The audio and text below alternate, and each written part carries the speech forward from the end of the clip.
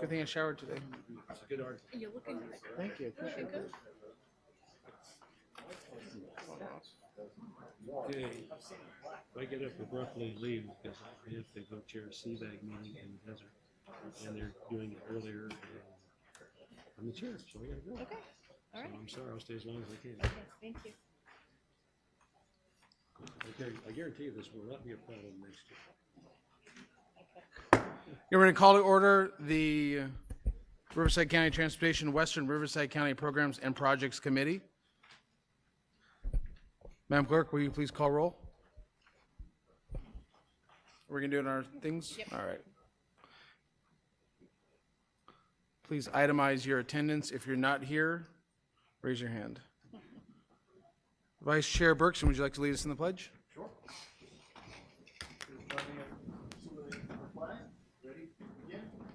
Pledge allegiance to the flag of the United States of America and to the republic for which it stands, one nation, under God, indivisible, with liberty and justice for all. Thank you very much. If you are here to speak on an item that is not on the agenda and you have not filled out one of these cards, please do so. Each individual speaker is limited to 3 continuous minutes. Speakers may not yield time to others without the consent of the chair. That's me. The board should not take any action or discuss any matters raised during the public comment portion of the agenda which are not listed on the agenda. I have, and I just mixed them up, didn't I? 10. I have 2 for item 4. Mr. Stamp, would you like to come forward? If you're here. Mr. Dean Stamp. And then Amy Kinney. You meant to be on 10? Meant to be on 10? Okay, not a problem. Then Ms. Kinney. I'm sorry. You have 3 minutes. Good afternoon. My name is Amy Kinney, and I'm a resident of Temescal Valley, and it's nice to see you again. I'm here today to talk about a broader subject than just what is the toll lanes on the 91. I just saw recently that the California Transportation Commission awarded $50 million to start the project on the 15 freeway, and as I know, and as all of you know, that's actually something to be excited about. We want the money to come to Riverside County. But what I wanted to talk to you about was the perception and the people's response to that information and how it ties back to what has gone on with the first Riverside County toll roads, which is the 91, because it's going to eventually impact all of your cities. So on social media where those reports were and public press releases were put out, the people's response, instead of saying, yay, great, we've got this extra money coming in, it was mostly negative. And I think it's a perception that they haven't gotten their, the value of the money's worth of the first toll lanes. There's still problems with it. The responses were, well, it's going to cost us $90 to go on that. Look what happened to the 91. Are they going to do that to us now? And that's the kind of comments that were repeated over and over again where people saw this $50 million. Instead of celebrating, great, we're going to have some relief. And I just think that there's a real problem with the value. The 91 freeway through Corona is the showcase for toll lanes in Riverside County. If it does not get fixed, people in your area are going to not be excited when you tell them they're coming through, and it's a regional problem. And I think that when you listen to the presentations today, just keep in mind it's not Corona specific. This is something that needs to be addressed because I think on the whole we're going to have to deal with this, and so let's just get it right now. Thank you. Thank you for your comments. Are there any other members of the audience that would like to speak on any item not on the agenda? Seeing none, we will move to our minutes. Do I have a motion to approve the minutes for February 26th meeting? It's been moved and seconded. Please vote.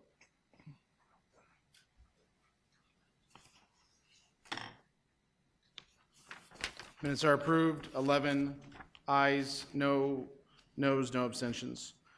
Item number 6, additions and revisions. Madam Clerk, are there any additions, revisions? There are no additions or revisions. See none, thank you. We'll move to item number 7, agreement for express lane marketing services. Notice to proceed 2. Ms. Crossan. Good afternoon, Commissioners.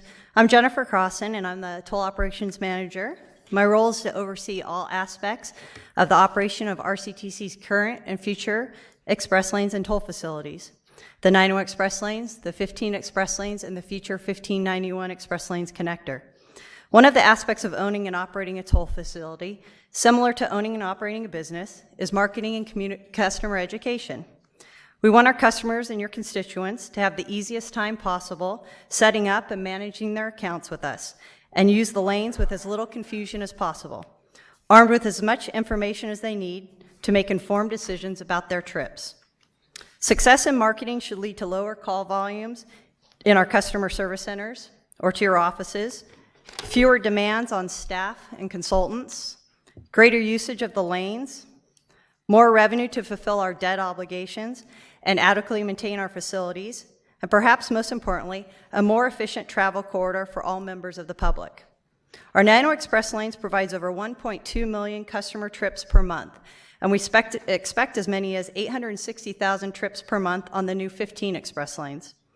With a small staff, including myself, a senior toll analyst, a toll technology manager, and our toll program director, these marketing and customer education services for RCTC's express lanes must be contracted out to professionals with experience in this unique field. Many of you are familiar with public outreach that occurs during the construction of our projects. Such public outreach is limited to the duration of construction and does not address customer education or customer service aspects of the express lanes. Public outreach and marketing are substantially different functions. This contract was discussed by the committee last month. I will recap what was decided and what is now proposed.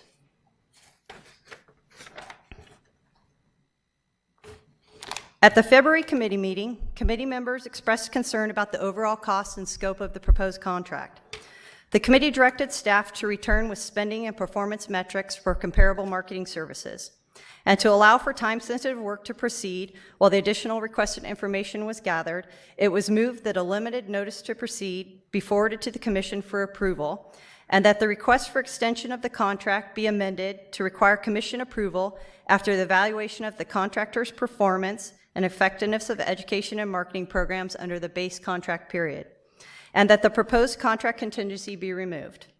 The removal of the option years reduced the authorized contract term from possible 5 years to 3 years and reduced the requested contract value by $1 million. The removal of the contingency reduced the overall requested contract value by $350,000 for a total reduction of $1.35 million.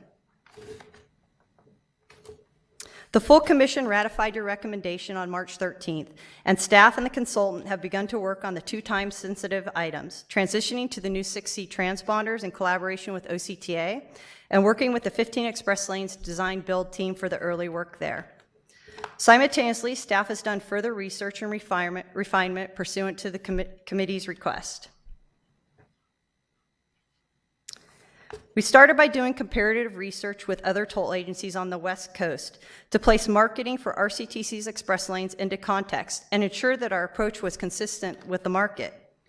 While no 2 toll facilities are identical, since the 15 express lanes is a new facility, and this contract will place a great emphasis on the launch of 2 new facilities, including the 1591 Express Lanes connector and the 15 Express Lanes, we started by looking into other recently opened toll facilities in California and Washington State. This chart compares our own 901 Express Lanes, the 680 and 580 Express Lanes in the Bay Area, and the 405 Express Lanes in Seattle. As you can see, the contract before you today is well within the range of other recent toll facilities in terms of duration and cost. Proposed success metrics are also similar. One major difference between these other facilities is the quantity of in-house staff dedicated to toll facility marketing and customer education. Whereas other agencies devote some portion of staff to these functions, RCTC does not. Instead, instead more heavily relying on consultants with oversight from me in consultation with our External Affairs Department. The two Bay Area projects and the WashDOT 405 project are much different than us, as they have operated out of a regional back office. So the work that they provide under these marketing programs does not include work regarding the actual customer service or establishment of accounts. Your staff report also contains a table comparing ongoing marketing efforts post-launch of other facilities. You'll see that this proposed contract remains within the norm of other nearby toll facilities. It's important to remember that each facility has unique circumstances in terms of operations, financing, organizational structure, geography, and existing customer attitudes and experience. There is no cookie-cutter approach to determining the cost or duration of a marketing plan. What is before you today is tailored to the timing and needs of the 15 and 91 express lanes and the 1591 connector. Your questions last month also sought more detail on what the consultant would be doing and how we would manage them and hold them accountable. Sherry Matthews, Inc. was selected through a competitive RFP process. Sherry Matthews will be bound by labor rates included in their proposal and will be required to develop a plan for each element of work, including a proposed budget and performance metrics. Staff will hold the consultant to the overall not to exceed amount in the contract, though the cost of each individual work effort will vary as more detailed planning gets underway. Sherry Matthews will be responsible for performing all necessary research, creative work, production, and media buying. The firm is unique from other proposals received, and nearly all their work is done by their company rather than relying on subconsultants. Staff believes this uniformity and centralized team will provide efficiency and consistency to the work product RCTC receives. The full proposed contract, which we are now calling Notice to Proceed to, addresses customer education and marketing needs related to the major events listed on the screen. The staff report provides a high-level schedule and a breakdown of estimated cost for each proposed work effort. As you can see, we are addressing 3 separate toll facilities with this contract, each with its own unique operational and financial considerations. It is important to note that both the 91 express lanes and 15 express lanes are unique enterprises that require a level of customer education and marketing to reach and sustain the traffic and revenue forecasts and to perform operational support at the cost estimated in each project's financial model. Customer education and marketing are important to ensuring that these unique enterprises can be successful financially and were part of each project's financial plan. The cost of this contract is being paid for through toll revenues and reimbursement from OCTA for the 91 express lane work and project funding for the 15 express lanes and express lanes connector. No Measure A money will be allocated to this project. Once under contract with Sherry Matthews for the remaining scope of services, we'll be able to develop a greater level of detail in each of these deliverables and how they will be measured.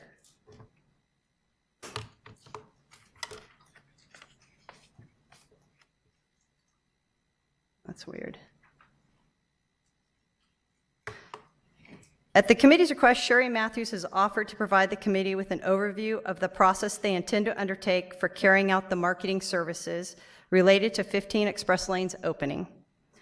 Before I introduce Chris Sharman with Sherry Matthews, who will present the approach to the work to be performed for the 15 express lanes, I wanted to review some of the potential challenges we have identified for the public and the express lane customers. The 15 express lanes will introduce some new tolling concepts to the region. The 15 express lanes will have some different policies, provide for multiple egress and ingresses, require the use of switchable transponder to declare carpool occupancy, and be priced dynamically. In order to assess the public's understanding of these challenges and determine the best method of educating customers and delivering critical messages, an intensive customer education and marketing program is desired. Chris Sharman will be serving as the project manager for RCTC Express Lanes marketing service contract with Sherry Matthews, and is here today to provide a brief overview as to the proposed approach for ensuring that we properly educate the public and advertise the new express lanes. Well, there you go. These are the challenges.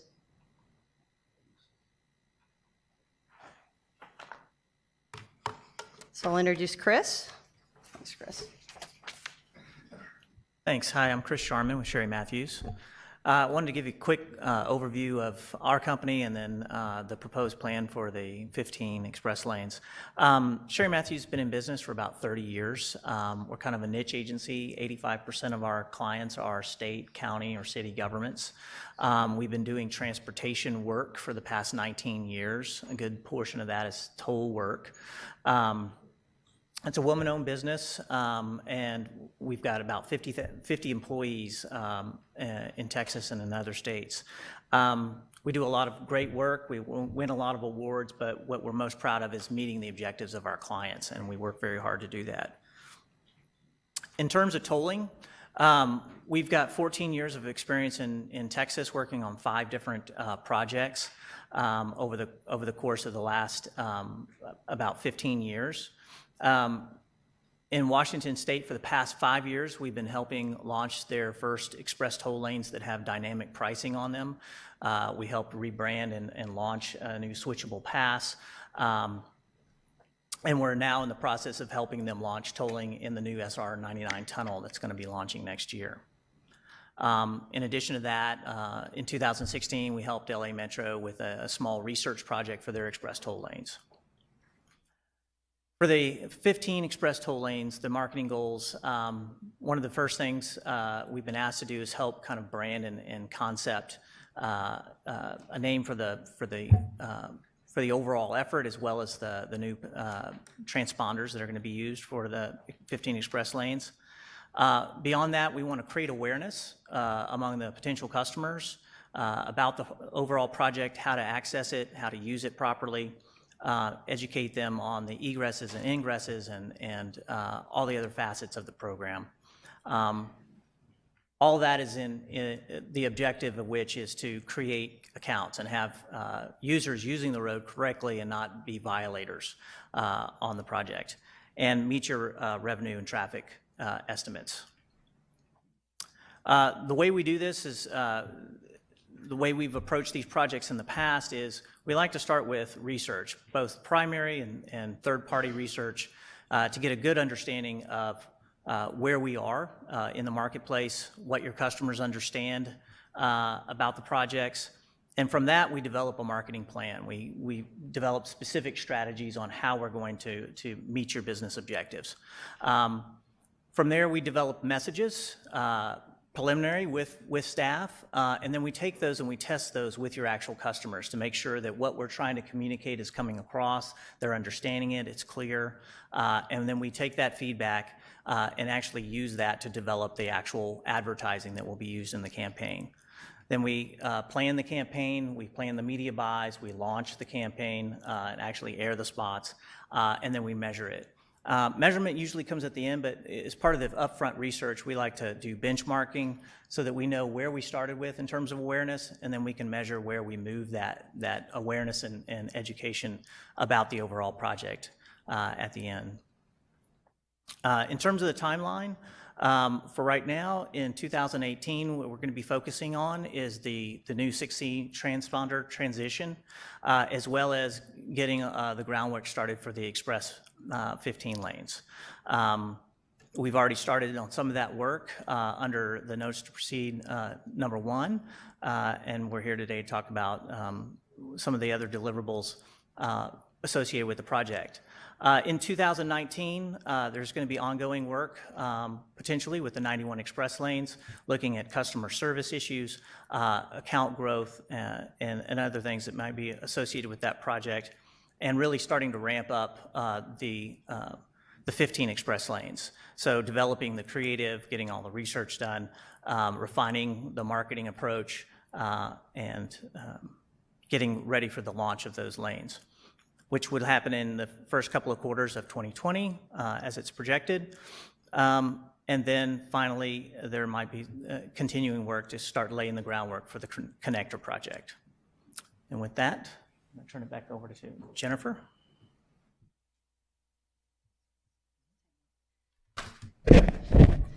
In conclusion, staff recommends your approval of amendment to the Sherry Matthews contract approved by the Commission earlier this month to provide for notice to proceed number 2, which contains the full scope of services for 2 years with a total not to exceed amount of $2,500,000.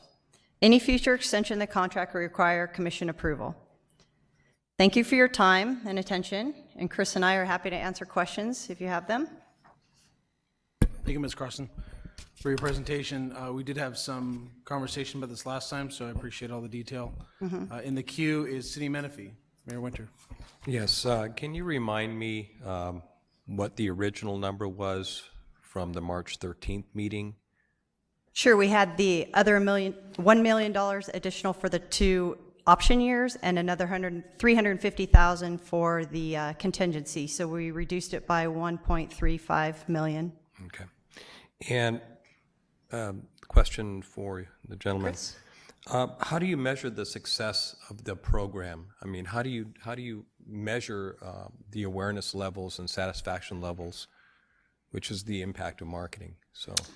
Yeah, well, there's a number of different ways to do it, but generally what we try to do is some kind of survey to where we can get a baseline of where people's awareness is of a particular project or what it is that we're trying to educate them on, so that we get an understanding of where they're starting out. And then we implement the marketing program, and towards the end of that, we do another survey with the exact same questions, not necessarily the same people, but pulling the survey from the same area to see how that awareness has changed. And historically, how effective has that been? I mean, percentage-wise, people responding back to a questionnaire regarding a toll. Right. Well, it's really all over the map, and it really kind of depends on what the objective was and what kind of resources were spent to meet the objective. So the more you spend, the more advertising airtime you can buy, you would expect the awareness to be higher.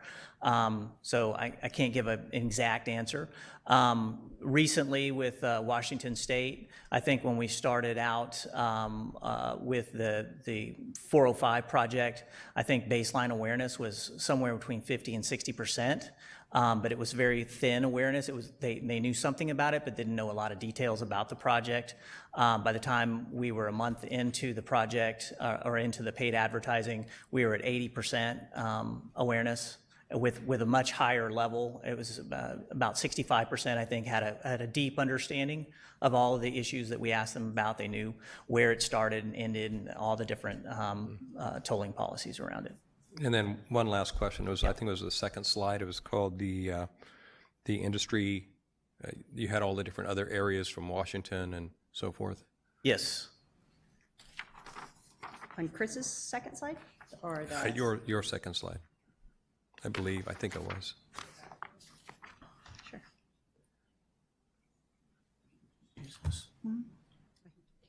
Yeah, it's not up. Can we put the PowerPoint back up? Thank you.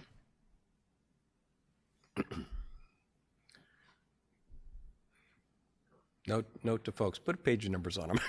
There it is. This one here, yeah. So in looking at these dollar amounts, 265 to 5.5 million, how do these different projects compare in scope to what we're looking at today at this 1.4 million? So I can speak to the 265 because that's what we did for the 91 express lanes, and we used the Ariano outreach contract because we didn't have a marketing services contract on there. And essentially all we were doing there was announcing the opening and telling them where they could go to and from. We didn't have to market for new accounts. We didn't have to market for new transponder because we were piggybacking on the 20 years of experience of the 91 express lanes. The same for the 2 MTC numbers, the 680 express lanes and the 580 express lanes. Those operate out of the Bay Area, very large regional back office, so they were doing the same that we were doing. And then Chris worked on the 405, so you can probably speak to what the scope was there. Yeah, the 405 had a very large scope. I mean, this overall number here, I think, includes a lot of designing of the packaging, printing of the packaging for the toll passes. So a lot of things that were outside of just strictly marketing. Seattle's a pretty expensive media market, so quite a big effort was made when we launched that. It was a brand new type of facility in terms of dynamic pricing. And so, I think we did a total of 8 weeks of paid media around that. Okay, thank you. You're welcome. Any other questions from commissioners? Madam Director, do you have comments? Seeing none, I will entertain a motion. Public- oh. Is there anybody here that would like to speak on this item? I have no cards. Okay. A motion by the City of Wildemar, second by the City of Norco. Please vote.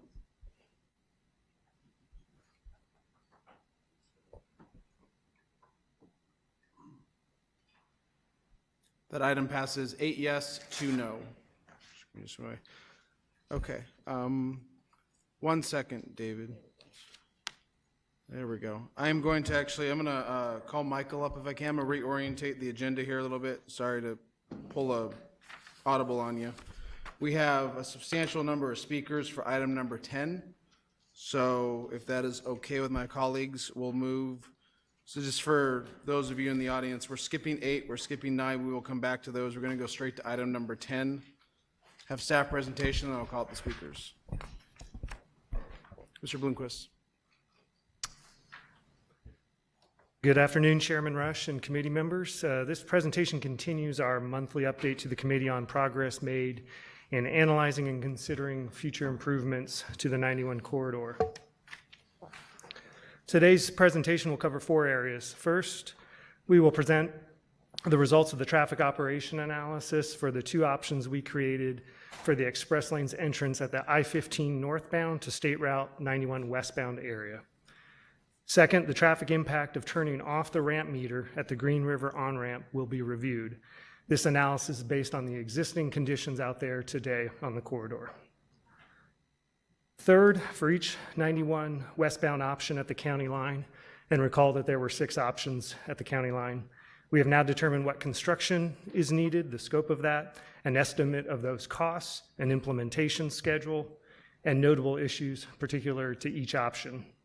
Lastly, we'll highlight what we are working towards to present at the April committee meeting. So I'd like to hand it over to Sheldon Marr of Stantec to review the first 2 areas.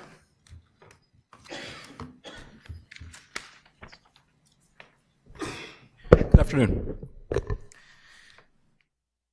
So today I intend to talk about existing traffic conditions on the I-15 in the vicinity of the express lanes, as well as options 1 and 2. A little bit of background about the existing traffic conditions along I-15. If you're trying to enter the westbound express lanes, there's an access point between Ontario Avenue and Magnolia Avenue. This takes you northbound directly into the westbound express lanes. There's a 2,000-foot transition area that allows traffic from the general purpose lanes to weave into the northbound and westbound express lanes. Now, on some days, the travel demand for this express lane connection is so high that the traffic queues up and spills past this transition area. And it can spill even into the general purpose lanes, blocking some of that traffic, some of the lanes of traffic on the general purpose lanes. Now, options 1 and 2, which we've presented previously, are an attempt to mitigate the impact of that spillover into the general purpose lanes. What option 1 would do is it would pull back that transition area by about 1 mile, providing additional room for express lane vehicles to queue up if they have to, if there was a need to queue up. By allowing that queuing space, express lane traffic would be out of the way of those general purpose lanes. It wouldn't block those lanes any longer. Option 2 would continue that concept, but it would provide a 2-lane entrance into these northbound and westbound lanes, but that 2 lanes would drop eventually to a single lane further downstream. A little bit more about existing traffic conditions. So congestion on the I-15 corridor is, of course, not a new thing. We studied this road back in 2015 as part of the investment grade traffic and revenue study of the I-15 express lanes. What we saw back then was persistent and intense queuing south of Cajalca Road and sometimes south of El Cerrito Road. But as you approached Ontario Avenue, the lanes widened, you got an extra general purpose lane, and traffic moved better. As you approached, you passed the 91 and you approach 2nd Street, you're going to have a lot of traffic queuing up from Lymanite and points downstream. Over the past year, there has been observations that traffic has increased around Ontario Avenue and Magnolia Avenue. And that's coincided with traffic spilling back out of those express lanes. And we've confirmed that with some travel time runs we've done in the past. Now, in the recent past, the situation has improved. This chart shows the number of hours of queuing that's been observed on this northbound to westbound connector. So let me just explain this chart for a second. This chart shows data from mid-November. The first data point is from November 13th, 2017. The last one here is from mid-March, March 19th, just a week ago. That first data point, that first bar shows that about over 3.5 hours where queues were observed backing up out of those express lanes. Since November, there has been a series of toll rate increases that have been implemented for this movement, and the number of hours of delay has dropped steadily over this time. And in the recent past, there have been days where no queues have been observed, and things have been moving much better. These are results of travel time runs that we've conducted during the past year and also in this recent past. These blue circles here, they measure the average speed between Ontario Avenue and a point about 3 miles downstream past right around the 91 merge. The blue circles show travel speeds between May and October 2017, and we see here that there are several hours where travel speeds for this northbound westbound express lane movement are quite slow, average between 20 and 30 miles an hour or 40 miles an hour. In the recent past, along with these toll increases, travel speeds have improved dramatically, and there have been far fewer times of day where there's been delay. This is a heat map that shows travel speeds at 6:30 a.m., at 7:30 a.m., and at 8:30 a.m. And there are two groupings of time periods I'm showing here. The chart on the left, late August to October, and the chart on the right is mid-January to early February. And I'm showing here at the very top of each one of these time periods, 91 eastbound off-ramp, and at the very bottom, Indian Truck Trail. So we're going between Indian Truck Trail on the bottom to the 91. And as we see, between August and October, there were extensive delays that extended over quite a long distance. Each column here shows a different day in this period. Now on the right, since these toll increases have been implemented, you see a lot less delay along the I-15 northbound general purpose lanes. You still see these delays that exist around Cajalco and Point South, but north of it, around Ontario and Magnolia, traffic is moving a lot better. Mr. Marr, I'm going to interrupt you real quick. I apologize. Obviously, red is not great. Mm-hmm. What speed is that, though, I guess, between red and burnt orange? Red is 0 to 25 miles an 0 hour. to 25. Okay, thank you for the clarification. Yep. So what we did was we modeled the impact of option 1, which was pulling back that transition lane about 1 mile, providing additional storage area. And when we modeled this, we looked at a scenario where demand for these, for the express lanes was still very high, basically simulating a time before those toll rate increases. So what this chart shows is how conditions on the express lanes look like and the general purpose lanes look like, express lanes on the left and GP on the right, what it looked like in the existing model and what it looked like in option 1. And if you just kind of look from top to bottom, what it demonstrates is the general purpose lanes where they were seeing some delay before, a bunch of red cells and yellow areas. A good amount of that delay has gone away. On the top right, the existing general purpose lanes are moving about 30 miles an hour in that scenario. But when you implement option 1, they move on average and along this length of the corridor a little bit over 50 miles an hour. So an improvement over the existing condition. On the left-hand side is express lanes, and you also see some improvement. The queues have shortened, but they still are there, though.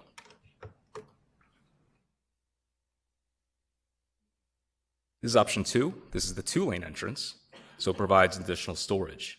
As you might expect, if you provide additional storage, get more traffic out of the way of the general purpose lanes, there's less chance that these queues will extend back into the general purpose lanes and block them. So what you see here is that option 2, bottom right, the general purpose lanes move a lot better. There's no areas where travel was in the 0 to 25 mile per hour range.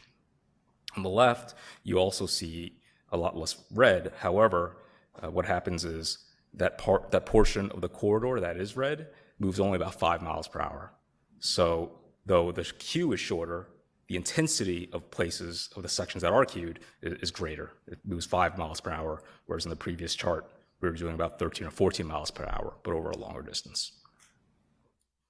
Overall travel speeds for the express lane vehicles are the same in either option, and the amount of throughput you get on the express lanes is the same in either option. So it doesn't really improve operations per se for the express lanes, but it provides additional room for storage. The general purpose lanes are improved in both scenarios, however. One assumption that I do want to point out is, again, this is a situation where express lane demand is high, and that does not necessarily exist on a day-to-day basis. When you have higher toll rates, the demand will come down a bit, and you may not have as many of these problems. Just today, you may not have seen those kinds of queues on the I-15 that you may have seen last year.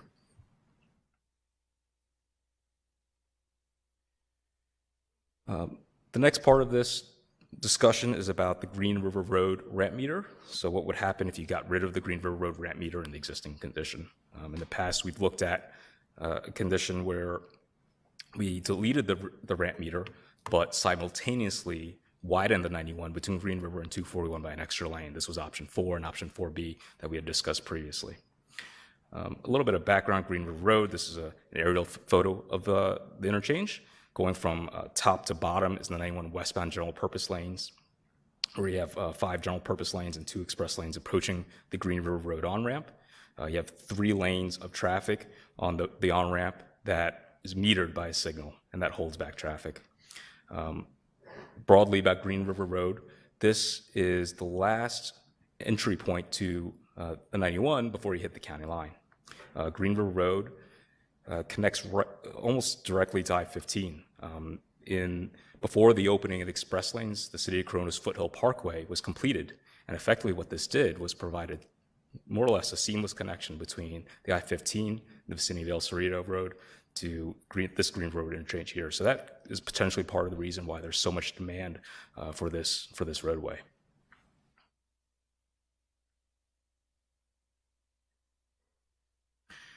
This is some of the results. This chart shows some of the results of our modeling. In this scenario, what would happen is you have the Green River Road signal, which is right at the on-ramp, that would get deleted, and traffic would merge right into the general purpose lanes. The chart in the lower left-hand corner shows the throughput of the Green River Road on-ramp. There are 3 bars here. The gray bar is showing the existing condition, and traffic volumes in the existing condition for that meter is about 1,450 vehicles per hour. That is basically controlled by that signal. And the green bar on the right, that was option 4B. So if you got rid of the meter, but simultaneously widened the 91, providing basically a straight shot to 241, traffic on the on-ramp would increase to about 1,550, almost 1,600 vehicles per hour. It increased about 100 to 150 vehicles per hour. And that resulted in some noticeable improvements to Green River Road traffic.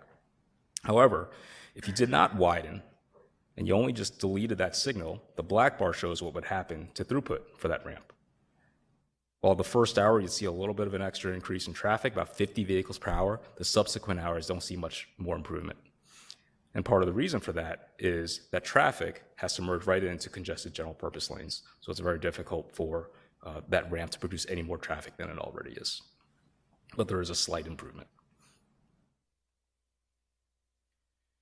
This table here shows an average travel speed for the trip from Green River Road, the main line, to 241 along the 91 general purpose lanes.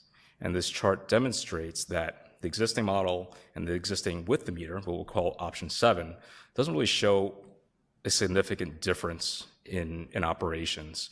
Just on a colors basis, there is still quite a bit of red in option 7, though not as much at the tail end, about 45 minutes less of congestion, but over a 4.5 hour period, a 5.5 hour period rather. During the worst of it, 6:15 to 6:30 a.m., the heart of that peak, 29 minutes is the travel time from Green River to 241 in existing condition, and it dropped to about 25 minutes if you were to delete that signal. So there is some improvement, but not as dramatic of a change as we saw in option 4B.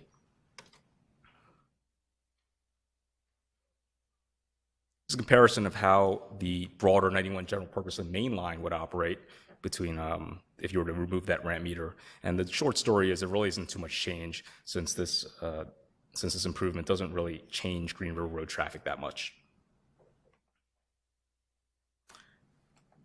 The summary table of what we've talked about so far, the existing conditions we see is extensive queuing at the county line and heavy delays throughout the AM peak period.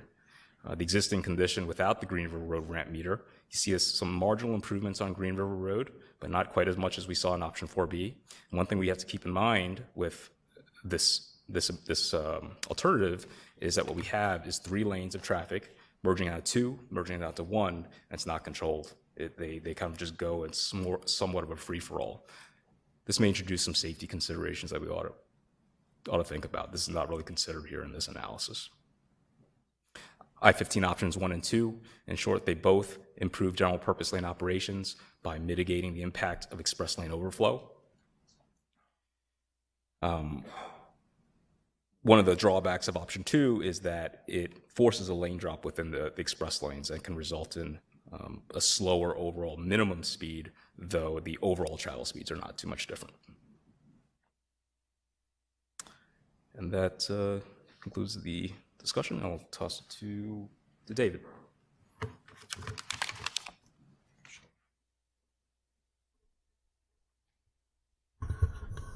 Good afternoon, Commissioners. So my part of this presentation is to present our findings from an engineering environmental standpoint, looking at the 6 options. And I'll walk you through each option here and kind of remind you what the option was briefly, but these are the 6 options, same 6 options we've been looking at. Basically, we had a team from our project and construction management team, Parsons, do this effort for us and basically look at the cost, environmental, constructability, design considerations, and schedule for each of these options. So I'll walk through those. Before I jump into the results, I wanted to just touch on this map here. And what this shows is this is from our environmental studies from the 91 environmental report, impact report for the main CIP project. The lines that you see there, the purple and the green, represent a sound wall that was originally identified as required at this location. And this is going to become important as we look at each of the options here coming up. But I wanted to just preface the environmental discussion with just a little bit of history here. So what happened during the design build phase of the project, the golf course, which occupies the majority of this location, did warrant a sound wall at this location, but the golf course owner, who is Orange County, elected not to have that sound wall built due to visibility. They wanted the visibility both from the golf course and from the freeway to the golf course to remain. So that sound wall got deleted, and subsequently the mobile home park that you see to the right, that wall was also deleted because the wall was no longer feasible once we eliminated the portion for the golf course. So we did not build a sound wall with the 91 CIP at this location, but you can see a pretty extensive wall was originally identified. I bring that up because with whatever we do here, with most of these options, you're going to see a noise study requirement, and there's a likelihood that when we do restudy the sound wall at this location, that a sound wall may be required at either one of these locations, either the mobile home park or the golf course. We don't think the golf course is going to want a wall even if it's warranted a second time, but we don't know about the mobile home park. If it is warranted, there's a good possibility we may need to build that with the project. So some of the costs here, you're going to see 2 costs. One is with and one is without a sound wall.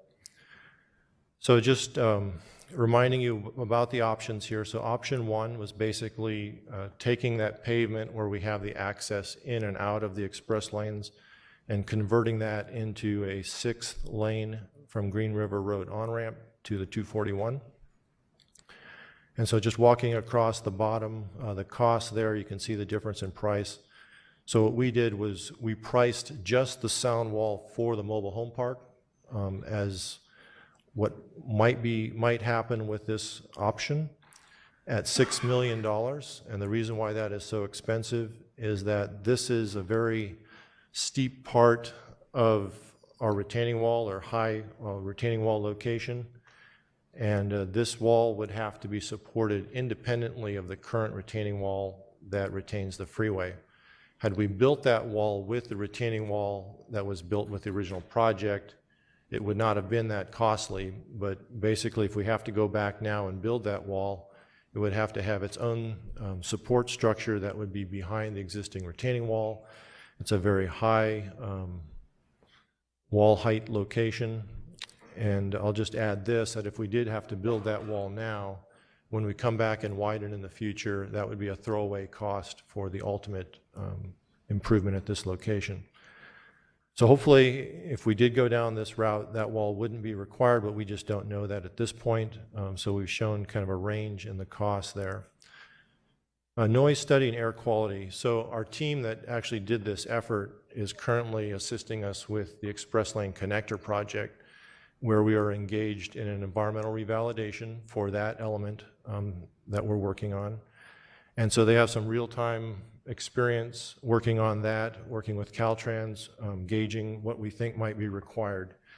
So whether or not we build a wall, we do think a noise study, and it's about a 9-month effort to complete that noise study, would be required. And similarly, an air quality study for the addition of a new lane. And this would be a continuous lane about almost 3 miles long from the Green River on-ramp to the 241. You can see under constructability some of the major components of work that would be required. Not too significant, but we do have some overhead sign relocations and then some guardrail and some pavement shoulder strengthening that we would have to do so that traffic could utilize a portion of that shoulder.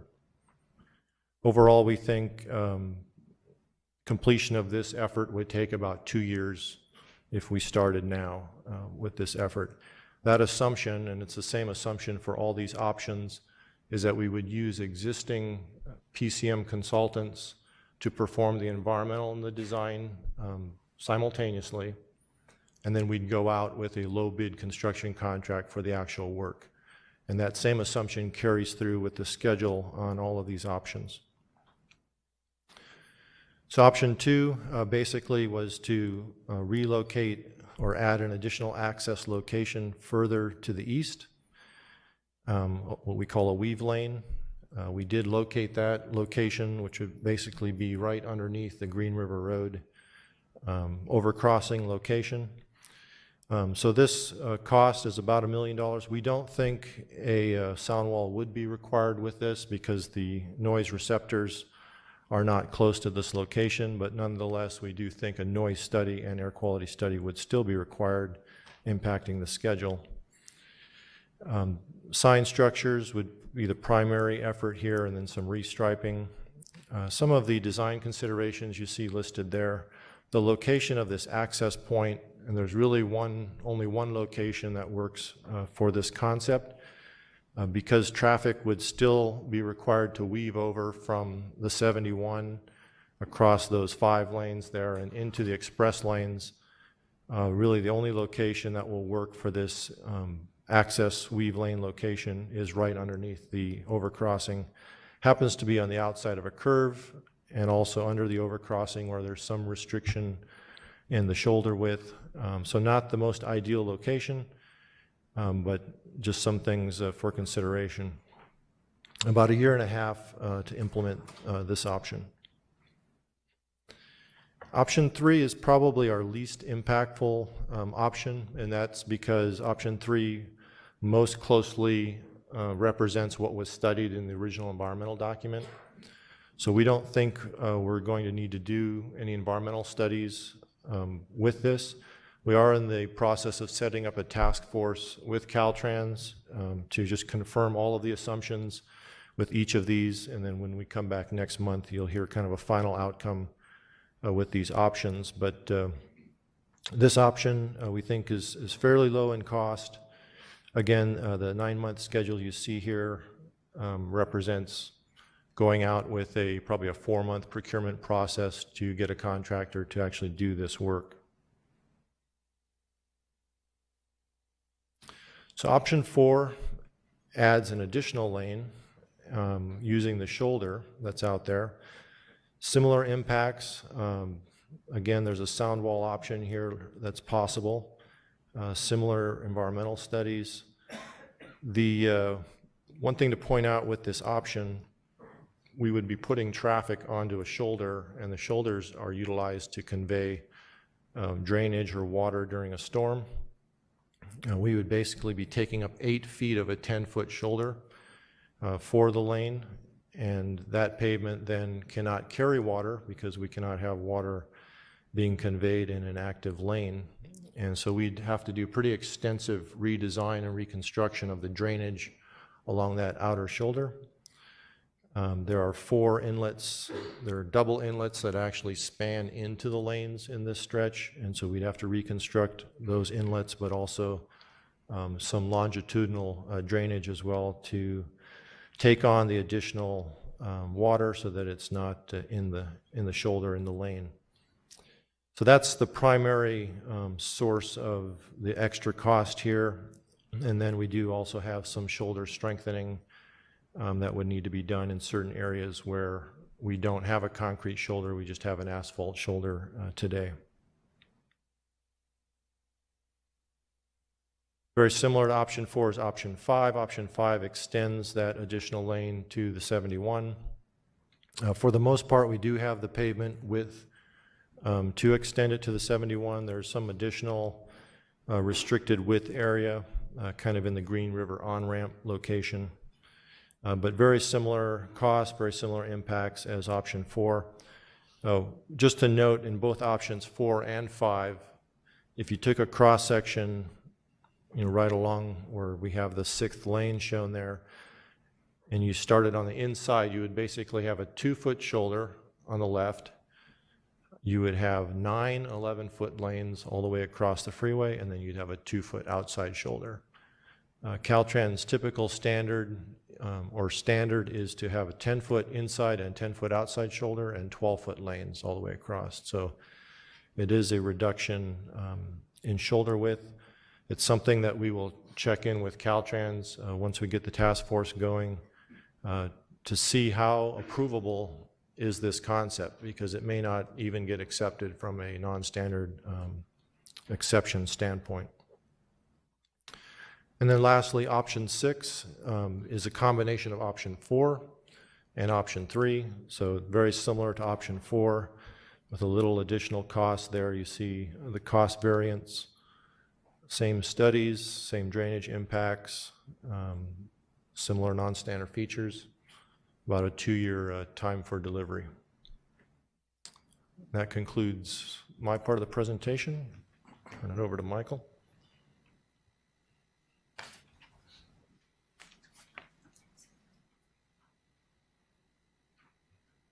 So we are certainly progressing through this work to analyze traffic, the implementation costs, the schedule, and issues, as well as the impacts to toll revenue. For the April 23rd committee meeting, we're working towards presenting the following.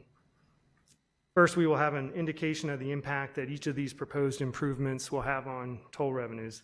That's for both the 91 westbound county line improvements that David just walked through, as well as the I-15 northbound express lane entrance improvements, the 2 that Sheldon walked through. So all 8 of those from a toll revenue impact. Second, we will have project implementation information, meaning cost, schedule, issues for both the I-15 northbound options. Much like what David just presented for the westbound county line, we'll have those for the I-15. We're also working on presenting staff recommendations for both the 91 westbound county line area as well as the I-15 northbound area. That concludes our presentation. We can field any questions you might have. Thank you very much for staff for all the detail. Appreciate it. Are there technical questions for staff? I'd like to keep them technical, and then we'll open it up to the public for their comments. City of Menifee, followed by the City of Corona, followed by District 1. Yes. In this next viewing we're going to see on the 23rd of April, Are you going to have a slide reminding us what the status quo is, what the traffic is? You showed those heat maps before and all the different options. If you could show just a very, clean outline of what that is compared to these different options and the dollar amount in a simple sheet, I think would probably make it a lot easier for us Certainly. to digest that. Thank you. City of Corona. A couple of questions. The sound wall was brought up in several of the reconfigurations, and that was a total of $6 million for the sound wall. Would there be a possibility to just, let's say the mobile home park wants that portion? I believe David mentioned that the pricing reflected just the portion that would be built in front of the mobile home park and not the golf course. David, is that correct? Oh, so the So the $6 pricing million you saw just for is that the mobile portion. home only, yes. Okay. Also, there was the one slide that had the delays that decreased on with the the toll lanes because the tolls go up. How significant change is that on the general purpose lanes? We just saw that the traffic flowing got better on the express lanes, but how much damage did it do on the general purpose lanes? Are we talking about the I-15 northbound I'm options? sorry, that yes, I'm going back and forth. That's yes. fine. Sheldon, would you address Commissioner Spiegel's question if you can? Right, so queues, prior to these toll increases, queues, from those maps are extended back to Indian Truck Trail, and now those queues are not as extensive. In the existing model, we measure a section from El Cerrito Road to the 91. The average travel in the existing model was about 30 miles per hour for that 3-mile stretch, and in the options 1 and 2, they moved basically at free flow, so that was about 60 Free miles per flow hour. for? The general purpose. Sorry? Oh, the general purpose, okay. The general purpose lanes, yeah. So that free flow condition between El Cerrito and 291 is a more typical condition because you have an extra lane opening up at Ontario, so it serves that extra. It's a reverse bottleneck effectively. So travel speeds in the existing to the option 2 model, which is basically getting rid of that traffic, went from 30 to 60 miles per hour.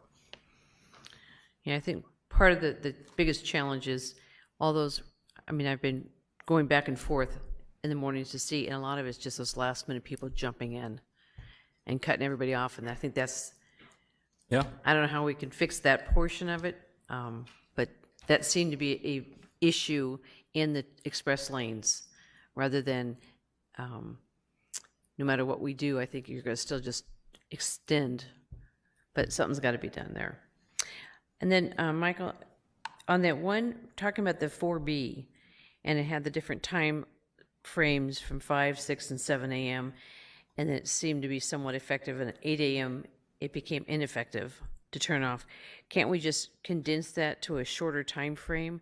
So, do you understand what I'm saying? I believe you're saying that in the beginning of that. There's that one chart that had the three, the gray, the black, and the green Right. charts, I see. Yeah. and at the 8 a.m., it Okay. became ineffective. Mm-hmm. Couldn't we just, there we go. Yeah. Right. Nope. Maybe. Nope. I'm moving away. Okay, I can use the clicker. Okay. There we go. Mm-hmm. So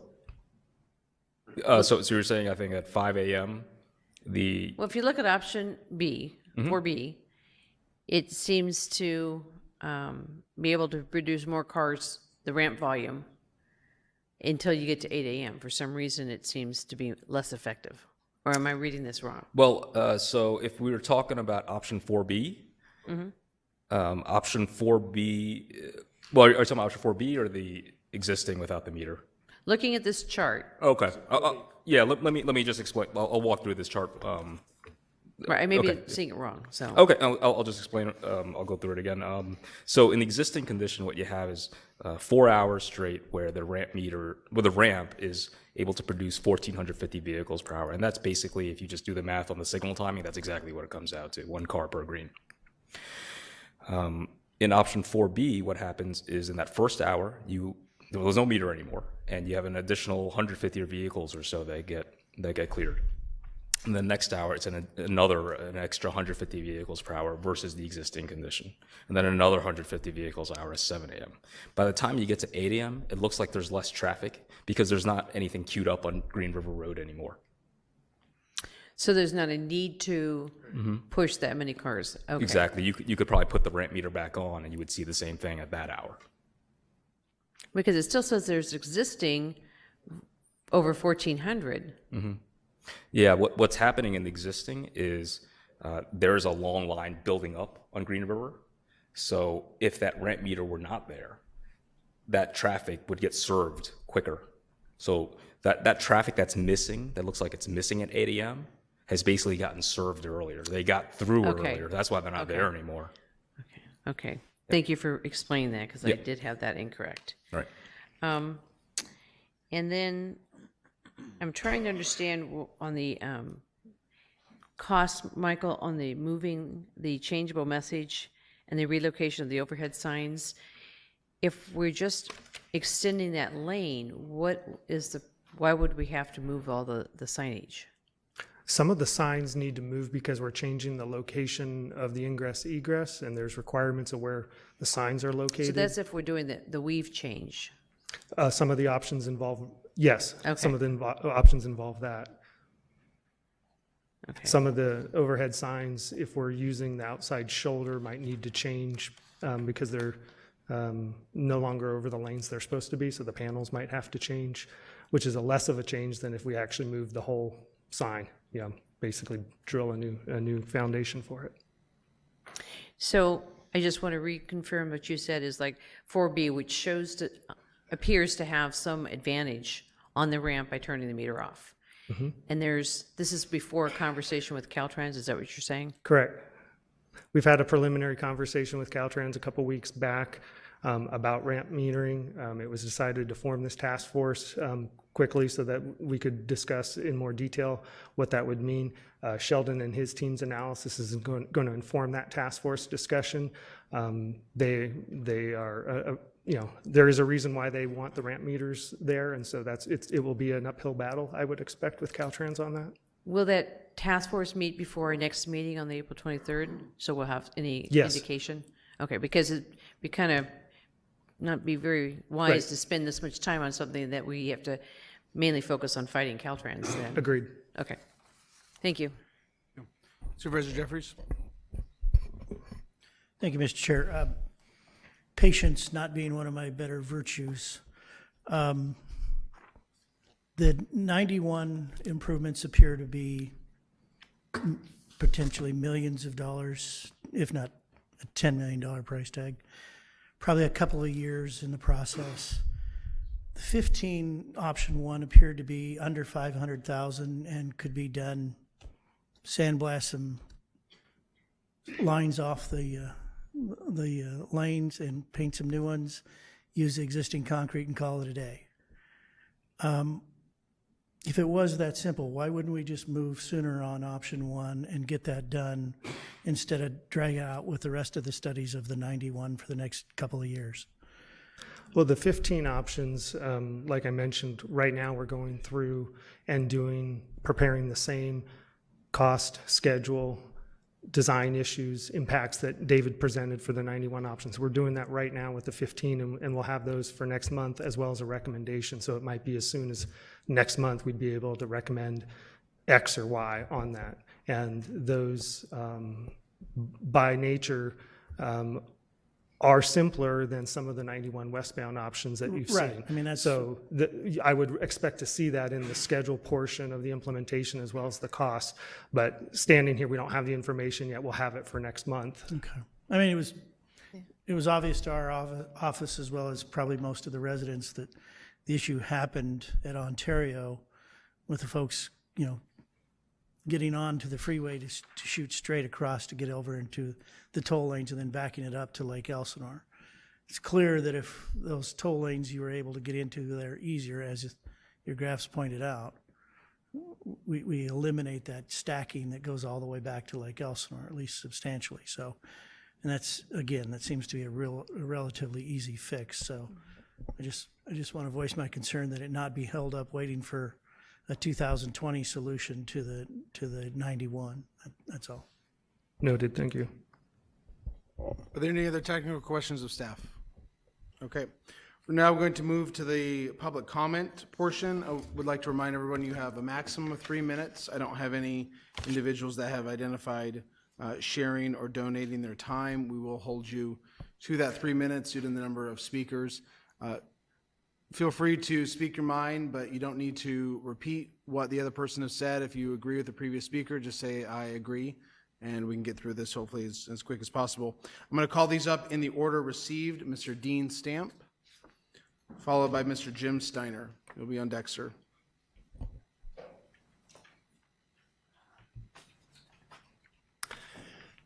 Okay, good afternoon. My name is Dean Stamp. I live in Corona, a couple of blocks south of the 91 freeway between Maple Street and the Surface Club Drive streets there. I've lived there for over 40 years. The congestion on the 91 freeway in the morning, due to that congestion, there's hundreds of commuters cutting through my neighborhood to avoid getting on the freeway at the Main Street or the Lincoln or even the Maple Street on-ramps. They snake through the neighborhood to try to get on the freeway at the Surface Club and the Green River on-ramps. These cut-through commuters cause increased traffic noise and pollution in my neighborhood, and the worst thing is that they create a serious safety hazard. They speed through the neighborhood at speeds well over the speed limit of 25 miles an hour on the residential streets, and we have parents and children on my street that are taking their kids to school on 2 nearby schools at Coronita Elementary and Cesar Chavez. And they have to walk right on the streets confronting that traffic coming right at them. It's really dangerous. There's no sidewalks on the street, and there's cars parked on both sides of the street, making it worse. So the cut-through traffic creates a real danger to our residents in the mornings and in the afternoons. So we need to find a way to get these cut-through commuters back onto the freeway sooner. So can RCTC help us get more local traffic enforcement? Can RCTC help us close some of the streets to residents only for a few hours in the mornings and the evening? Can RCTC help us install some street signs pointing commuters to the Main Street and the Lincoln and the Maple Street on-ramp so they get on there quicker? And can RCTC help us install maybe speed bumps or speed meters to slow down the commuters on the residential streets? Somehow we've got to increase the capacity of the freeways, make the freeway traffic flow faster, and reduce the amount of traffic on the freeways maybe. So if you can, help us stop the cut-through traffic to protect our local residents. Thank you. Thank you, sir. Mr. Steiner. And congratulations on your retirement, sir, from the Corona Fire Department. I know it's a bit belated. Thank you very much. I appreciate that. Jim Steiner, citizen of Corona. I'm also retired from the Corona Fire Department recently after 31 years. And I can speak from a little bit different perspective than Mr. Stamp. I agree 100% that we do have safety issues, but from a first responder standpoint, when I worked hundreds of shifts at Station 5 off Green River, and when we would get that call in the morning, 6 a.m., Wednesday morning, roll over between Green River and Gypsum Canyon going westbound, the door bays would open up at Station 5, and you would see the traffic right in front of the station. So you already knew that this was going to be a pretty fun ride, or an interesting one, I should say. So we would end up traveling opposite lanes, opposing direction, all the way down from the fire station to the on-ramp. And not only is this a pretty big danger for our citizens, but it also is for us on the fire engines. When I was on the truck company, I was a captain on the truck company, and we would, if a call came in that we had people trapped, which wasn't uncommon, we were the ones that brought the jaws of life to the scene.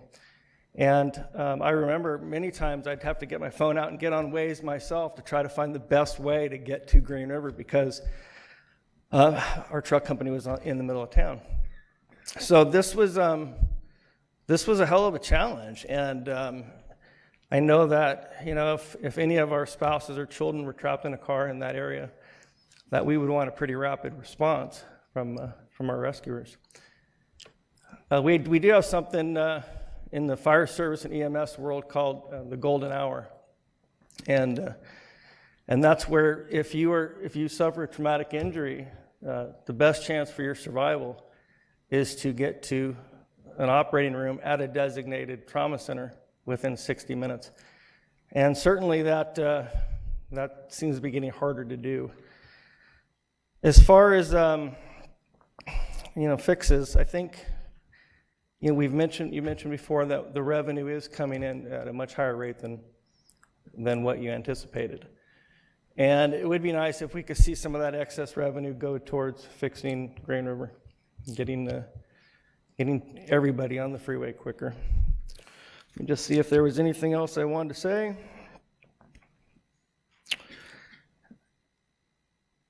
I don't think so, except I noticed my good friend Lisa Mobley over here is now working for RCTC. Miss Mayor, you're very lucky to have her. She's only been gone from Corona for a couple weeks, and I can tell you I already miss her. So, thank you. Thank you, sir. Next up is Mr. Stanley Hill, followed by Michelle Wentworth.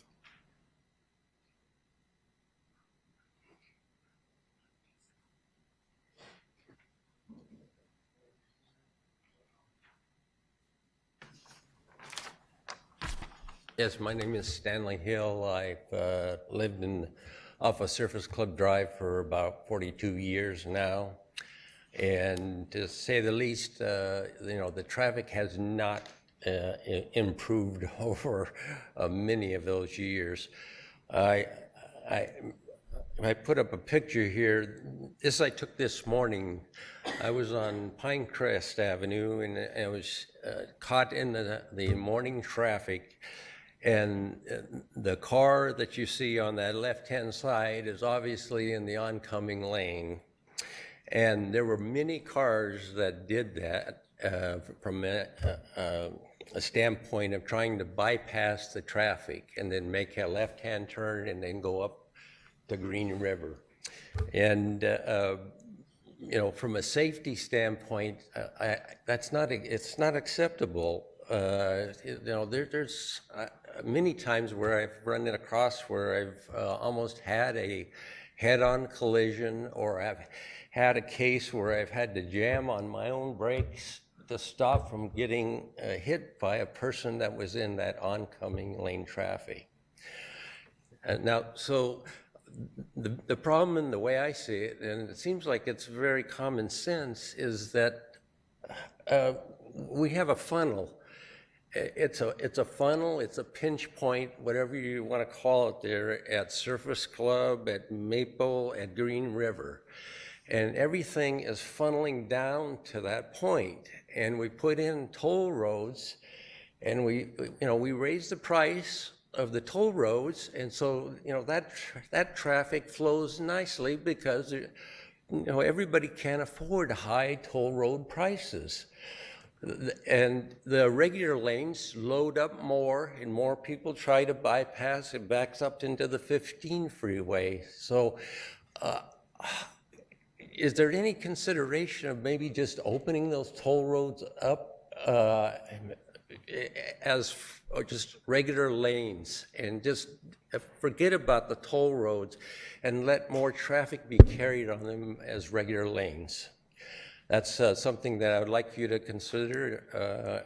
I don't know, maybe you already have considered it, but it sure, I think it sure would help that funnel, because it doesn't matter what you're going to do upstream, everything's still going to hit that funnel, and it'll still back up. Thank you. Thank you, sir.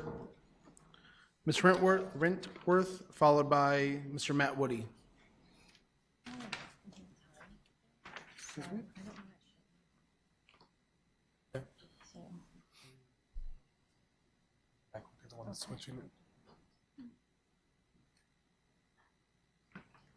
Okay. I want to thank you all, because I don't know that we would be here if you hadn't engaged with us residents back in November, December. We came to you needing options, needing solutions, needing attention being paid to this. And I'm here today because I'm concerned. I'm concerned because the commissioners are not really asking for target dates when the studies will be done and can be decided on. Can we work with target dates? I'm concerned that we as residents have to keep taking time off work and coming here in the middle of the day to come here to get a report. On your agenda, there's nothing listed for us to look up. This is difficult. I mean, we're doing the best we can to keep up with you. We want to work with you. We want to know what our options are that are being presented. And we come here and we listen to the report, and I don't know what you read in your reports, but you see a graph, and then is there an explanation that goes with that graph? I'm doing my best to take notes. We're here because we're concerned, and we're going to keep coming back because we have to, because it seems like there's nothing available to look at ahead of time. And I don't know for sure that that's going to change, but it sure would be nice if it would. One of the things that I want to remind you about is that the traffic study that was presented last month at the meeting kind of said it all. The drop-in speeds at Surface Club. I have brought you the one page there that shows you this is what's happening at Green River. At 4 a.m., you could travel at 71 miles an hour. Pre-construction, you're down to 25 now. By 8 a.m., you used to be able to travel at 42 miles an hour. You're down to 14 now. So what that tells you is that Green River is the key. Green River is where the impact is backing everything up. The peak hours are extending. People's lives are extending on this freeway. They're leaving earlier to go to work than they ever were before, and that's what was presented at the last meeting as well, that our AM commute time has extended. That's why we're here. That's why it's so important to us. We want Green River addressed. We want the mess at Green River addressed. It was great to see that the options were coming through. Difficult to hear that there needs to be a sound wall as part of this. It's like you're not adding concrete, you're just squishing some cars in. But on the 15, hey, that is a tremendous mess. And I'm not directly addressing that, but that, and I drive that freeway, this toll lane has impacted the freeway on the 15 so negatively. The time delay there in the afternoons and the morning is incredible. And to see a simple fix come with the gates there be lengthened, I just hope that you consider that we'll. I used up some of my time. You wrap up? So If you can wrap up, you have 10 seconds. I just want to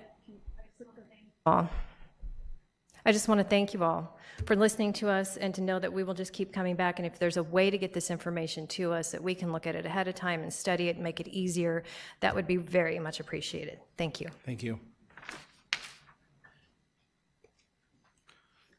Mr. Matt Woody, followed by Dale, I'm sorry, I'm going to butcher your last name. Plounge? If I said that incorrectly. Mr. Woody. Oh, thank you, commissioners and everyone gathered here today. My name's Matt Woody. I'm a Corona resident. For 15 years, I live in the Green River area. I'm also a candidate for the U.S. House of Representatives, and so I've traveled all over District 42, which stretches from Eastvale all the way to Temecula, and includes Mr. Winter's city of Menifee.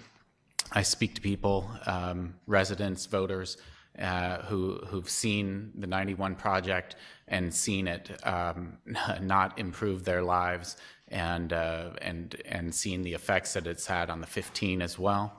And people are very unhappy. People, as Ms. Wentworth just mentioned, these are people's lives that are being affected, and hours out of their day that are lost.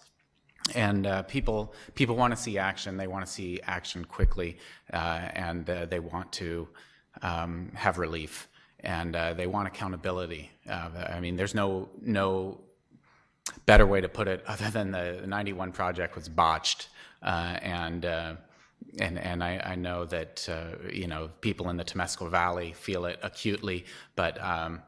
There's one gentleman from Menifee I can remember speaking to for a good 45 minutes who drives from Menifee up the 15 across the 91 into Orange County to Santa Ana for his commute, and I just can't imagine how he does that every single day. But again, these are people's lives. There are tangible results from decisions that you make here. So I would encourage urgency, and the options we were presented today. 2 years. I mean, you can't do anything other than what you can do, but to think that we went through over 3 years of construction, it's been a year since the 91 project opened, and then 2 more years to perhaps get it right is a little mind-boggling. And so I think accountability is something voters will be expressing a need for this fall, and that will show itself in some of the cities here. It may show itself as far as countywide, but all the elected officials in our area and in the rest of Riverside County who are represented here at RCTC are going to need to really work together, work very hard, and keep the citizens of our county first and foremost. And that's the only way to solve this and move us all forward. Thank you for your time. Thank you.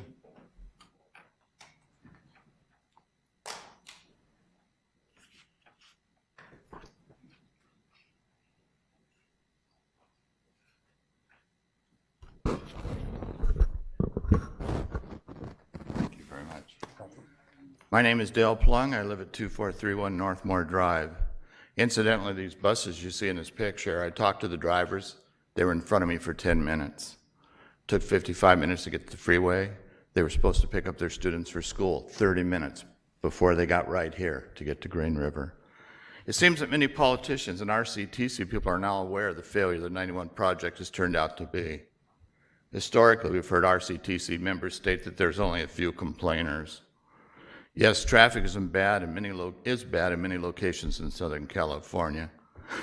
So it's extremely hard to get news segments on television to cover a traffic issue.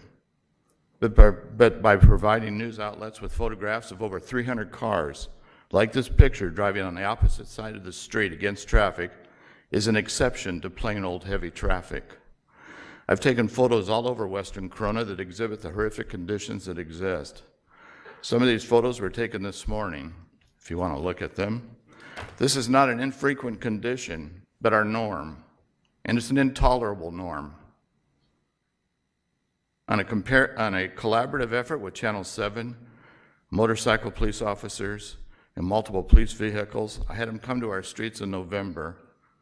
There was a 3-minute segment on the news that highlighted clearly the problem which needs to be expeditiously resolved. When two-way streets turn into one-way highways, there's surely something wrong with the infrastructure. Can any of you identify another spot in California that has traffic like you see in the picture with two lanes going one way on a two-way road? I'd like to hear about it if you can. I'll take pictures of it. What are the residents' reasonable expectations? I think the answer is very clear. This issue needs to be resolved as expeditiously as possible. No ifs, ands, or buts about it. No 3-year study, 2-year study, or 3-month study. Action needs to be taken immediately. If you guys are qualified and experienced, you should be able to come up with some incremental improvements and some fine-tuning immediately. It was your less than perfect plans that created this environment. Don't use the budget as an excuse. With $1.4 million spent, there should be some incremental improvement, some improvement. Instead, our quality of life is declining in our neighborhoods. The traffic's gotten worse. I live 2 blocks from the freeway. It can take me 30 to 45 minutes to get on the freeway. I want to ask yourself a question. If this was your neighborhood where you live, would you tolerate it? What would your expectations be? I can give you 300 pictures. Thank you. Thank you, sir. Next up is Fazia Rizvi. I just had a question. What street was that? Sir, was that out front of your house?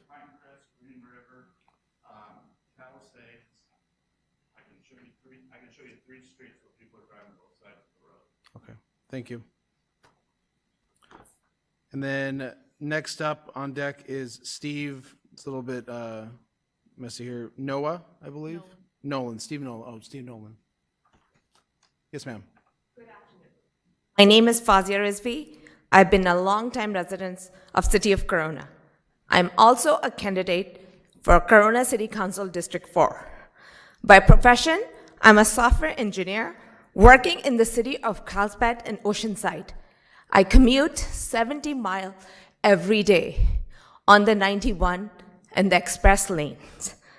I've spent monthly from $500 to $800 on those toll lanes.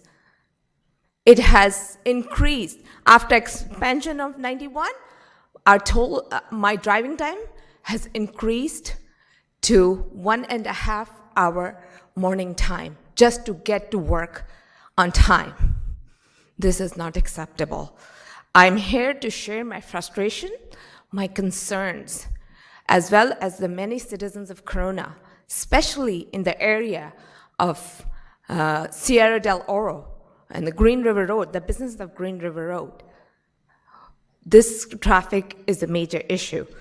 Our livelihoods depends on this. Just this morning, it took me 45 minutes from my house to get to the freeway. This is unacceptable. We need solutions. I know RCTC is looking at solutions. We need to have an action plan. We need to find out timelines as residents, our livelihood, our quality of life. I'm considering to have a pay cut to maybe I don't have to commute so much. I'm talking about quality of life. I would request you guys to consider these options. Think about it. We would, as a residents, we would like solutions. We would like timelines. Thank you. Thank you for your comments. Shanolan, followed by Ned Ibram.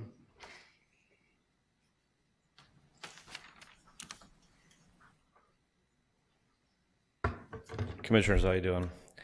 I wasn't going to bring a picture, but I decided to bring a picture anyway. I'm a former council member from Corona. I know most of you up here, everyone. I was on council during all this planning and I used to have a business, and you see this photo. It's not a real good photo. I saw it online this morning. I thought it was appropriate. My business is in that shopping center right there to the left. I lived in Sierra del Oro for 20 years. I lived the pain you're hearing from these residents. That's really not what I'm here for. We're here today because a group, as this disaster, and I'm on record, when I was on council, I was on record, and I was on record all the way calling this bull crap. This was nothing but a fraud from the start, but no one was going to buy it. So I know my legacy's intact. But during the process, we suffered this. Actually, we had it fixed for a while because the bridge came in at Green River, and this was not too bad. We actually had this line gone until you came in to do the toll roads. And once it started, we started going right back to this. And during the process, the citizens, our council didn't do a damn thing, not a thing, to help us. The residents themselves formed the Greater Traffic Alliance in Corona, whatever the acronym is.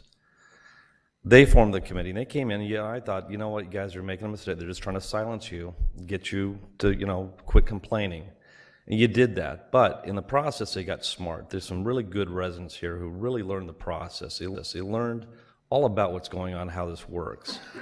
And when this thing came, it ended up being like Supervisor Jeffrey said, one of the worst transportation projects in the history of transportation. They stepped forward and said, how do we fix it? That's why we're here today. And I'd love to talk about the 15. I can't wait. But right now we're going to talk about Green River. These residents have shown you how to fix it. They're not here. They're not getting paid. They want you to do it right because it didn't get done right the first time. It's a mess. We all know that. So what I'm hoping you do is every one of your council members, you represent a constituency, not necessarily right here. Your legacy. We all have a legacy on council. I had one. Mine actually was, don't do this.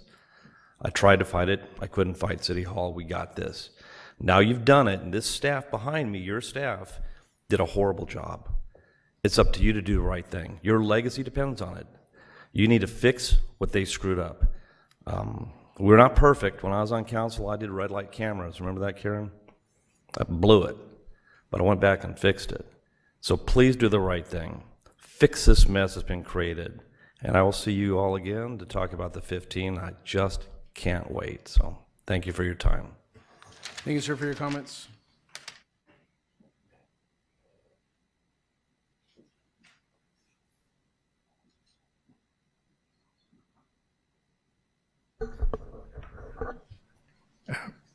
Good afternoon, supervisors, commissioners. My name is Ned Ibrahim. I'm NI Associates, an engineering firm, and also a dedicated 24 years of dedicated public service working for the city of Corona. That's my connection to what's people behind me. I really appreciate the information that I saw today that staff presented. So I'm going to skip over some of the stuff I was going to say and move probably to the heart of the matter, to the bottom line. Several of the options that were presented back in February showed dramatic reduction of the peak hour period, commute peak period, from 5 hours down to 2+ hours. That's dramatic. At the end of the day, I know that's going to translate into a bottom line on the toll, and at different levels, including the pricing of the toll during the high peak. We know it's going that way. The study is going to lead you, probably going to hear that very shortly, how this impacts the toll revenue. And I'm trying to jump to that point.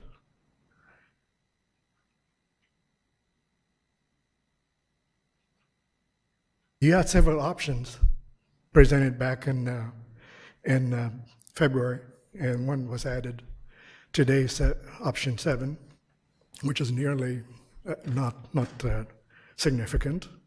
What you don't have is a do-nothing option.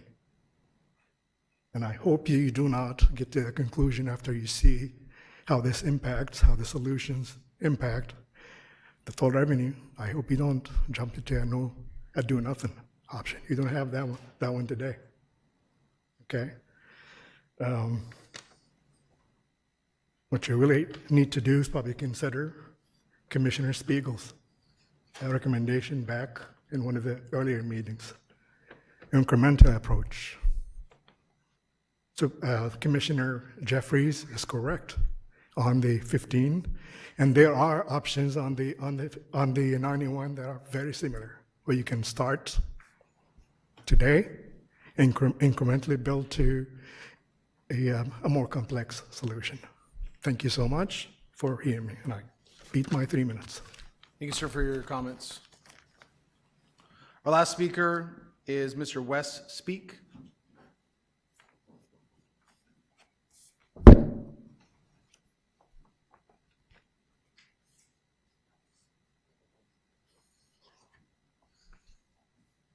Good afternoon, Wes Speak. I'm here representing the Greater Corona Traffic Alliance. I was on the 91 task force, so I'm very familiar with the project. I spent a lot of time with Ann and Dave and their team.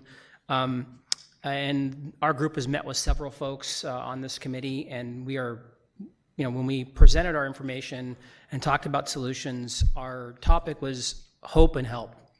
That we're hoping that you guys you're listening to our frustration, that you're open to hearing our solutions, and I'm pleased to say I'm happy to see that they're going forward and that they're being seriously considered. Very happy to see the options as how they've been presented. There is no doubt that Corona suffered. I think you've heard enough of that today, and it's very clear. But I want to say, and Ann put this very bluntly to us when the first time we met with her, that part of the reasoning is the $600 million that was cut out of the project, that basically was no way the project could fund or could spend $2 billion to go forward.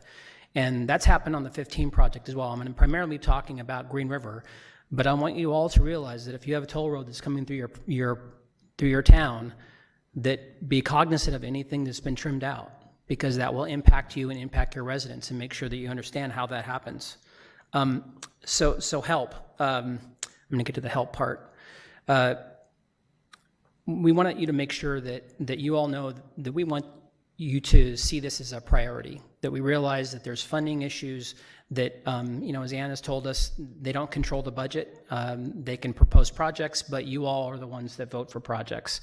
And we realize that we would like to step in front of some other projects to get funded, but I want to tell you, like I said, the folks that are going to have potentially a toll road coming through your town, you want to be able to tell your residents that, you know what, they're going to be looking at Corona. And as Amy said earlier, to start our meeting off, you want to be able to tell your residents that, hey, look, it got fixed in Corona. Yeah, they might have some issues, but it's getting fixed. And how fast that fix proceeds is going to depend on you folks and how well that RCTC can identify, how much that's going to be. And we saw some of those things today. And the next version of what they're going to say, or what the cost and to the toll road is going to be important, and I realize that. But I want to make sure that you all understand that getting that fix is a priority, not only for us, but it's for you as well, and what you can point to your constituents.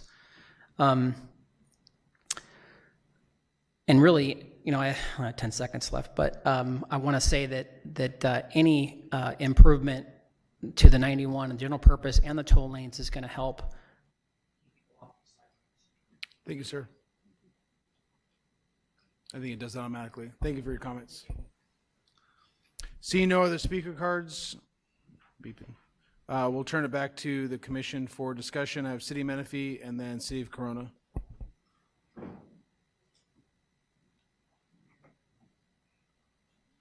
Nope. Then City of Corona. Well, I think you hear what we are hearing at every single council meeting. I've been sharing that before they started coming here, that I realized that the project is a highway project, a freeway project, but as Mr. Thomas can attest for, it has affected the arterials and the roadways in Corona. That is an unintended consequence that we are responsible for as RCTC, and I've been saying that, and I will continue. And again, I will reiterate what Ned just said, whatever we can get done now, and then we can go for the bigger pieces. We have to get some relief. It is, 40, 45 minutes to get on the freeway in the mornings, going 2 miles is crazy. It's not acceptable, and there's a lot of things going on. We have 3 or 4 candidates who are running for city council out there, because this is the highest priority in Corona right now. Is the traffic. So we're hearing it. We need to make sure that we are out there, that we are doing the best possible. I appreciate the Greater Corona Traffic Alliance that has, been very, very persistent. I don't always like their persistence, but I listen to it and I feel it, and I know that it's needed. I mean, if we can get CHP to manually monitor the bridge over at Green River and the ramp and wave traffic through, which probably won't happen, but I want that on record, that's a possibility, while we get through this. Somehow getting things done and get some immediate issues resolved is a necessity. And it was a very good point that Mr. Speak just said. Other cities coming down the corridor, both north and south on the 15, are going to look at how we handle it here. Unintended consequences happen, and we can't let it just sit. We have to be moving a little faster, and we need those timelines. We need to know what to expect at the next meetings, and I know it puts you on the spot, Mr. Blomquist, but we really need those timelines, because we have answers to people that we need to make sure that we can address. So I appreciate your work, but we need to work a little harder, faster, whatever we can do. Thank you, Ms. Spiegel. Executive Director. Thank you. Commissioners, let me reiterate that staff intends to bring back recommendations for options on the 91 and I-15 at our next committee meeting. So you have your timeline. We will be back at the next meeting with recommendations for the actions that we would propose for your consideration at both the in the Green River area as well as on I-15. As you can see, there's a lot of detail that goes into this analysis. We've had a lot of good feedback and a lot of good information, and it's certainly helpful. I think a couple things for you to consider and to remember, and I appreciate Mr. Speak raising the point. This project was originally a $2 billion project, and we had to delete hundreds of millions of dollars from the scope of the project because we didn't have enough money to build the whole thing. Part of what was deleted from the scope of the original project was the work in the area of Green River, where we're talking about most of the concerns right here. So there's a direct connection between the work that was deleted because we didn't have enough money and the impacts that people are saying. And I also have to reiterate, this is a $1.4 billion project. We could have spent $2 billion. We probably could have spent $2.5 billion and still not built our way out of this. The congestion in Corona has been there for a very long time. It will continue to be there for a long time. Doesn't mean that we can't do everything possible to alleviate the concerns. I very much feel for those residents who live adjacent to those streets that feed into the freeway. During the life of the construction project, we paid for Corona patrol officers. We paid for a motorcycle for the patrol officers. We put in street signs near the schools. All of this off of the freeway. We also paid for crossing guards for the schools. We spent a considerable amount of money and it was well spent to try to alleviate the concerns of the construction. We no longer have a construction project in Corona. I think we can continue to talk to City of Corona staff about what might be done, but there are concerns about what do we do about Waze? What do we do about Google Maps that refers people to those local residential streets with 15-mile-an-hour speed limits and speed bumps already, and people are still doing what they're doing. So I think that's a broader conversation that we need to have. The work that we're proposing here at the Green River, in the Green River area and in the county line certainly can make a difference, but we need to make sure that we understand we're not going to build our way out of congestion in western Riverside County, try as hard as we might to stay ahead of it. So your staff is committed to working on solutions at both of those locations. We'll be back at the end of April with some proposed recommendations for this commission to consider. And it's a tough project. It is not perfect. Staff is not perfect, but I'm going to look at my staff in the audience right now and say, you're terrific, and you did a wonderful job, and I'm really proud of the project that you've done. Thank you for your comments. So staff is going to bring back recommendations between now and then. If there's any additional comments or questions, we can forward them to you on these? Yes. Okay. To wrap us up, Mr. Mayor from the City of Menifee. Yeah, I just wanted to make a comment. I know Mr. Jeffries and I were the only ones that voted no on the marketing plan. But knowing what's going on with the toll roads, that marketing plan should include the success of doing something right here. And if we're going to spend $1.4 million on that, that should be part of that marketing, because it's not getting people to learn what the transponders are going to do and how to get them on there. It's going to be what it did for the communities that it serves. And so I just wanted to throw that in there. I mean, that to me is important. Thank you for your comments, and thank you for coming out today. I know it's hard to get here during the weekday, so thank you for your comments. And one more comment from City Wildemar. Yeah, I just want to pitch in here. You know, it's always very difficult to sit here after the fact and look back 5-6 years and remember the decisions that were made. 10 years, yeah. And I wasn't here for the decisions that were made on this, but I was here for the decisions made on the 15. And one of the charts we looked at early on the 15 freeway is the current state of traffic, and then the state of traffic, how long it would take to get down that corridor if we did nothing. And I think it's something we need to highlight in this discussion here, that if we had not done anything on the 91, what that now would look like, I assume it would be worse than what we have right now. It's hard to feel that when we've done the improvements we have. And I know it's created internal congestion in the city that's unfathomable, and it's something we definitely need to fix. So I agree with my colleagues, we need to move on this as fast as we can. Another thing, you know, I've asked for this at AQMD, I've asked for it of my city, and actually AQMD has been doing it now for 16 months or so. When we have agenda items like this where the bulk of the information is coming in a PDF, could that not be part of the agenda packet? And could that not go out with the agenda? And is there any way to do that? Or if, at a minimum, when it is ready to go out, if it be broadcast is widely available as the agenda packet on the website and available easily to find? Sure, and Commissioner, normally we don't bring back items to the commission for consideration until they're complete, until we have all of the information. Generally, we have written staff reports that has detailed information and all of the information that you need. This is slightly different than that. Time is of the essence here, and we've been asked to come back to you on a monthly basis as soon as we have the information. So we're operating in real time here. Some of the information that came in on I-15 just came in at the very end of last week. So typically, we would normally like to do that. For our April meeting, we will have a staff report that has additional details that people can review in advance. It'll be posted on the website. But in this situation, we're operating in real time. If we would like to implement the process, we generally would have to have everything done 10 days before we go to print.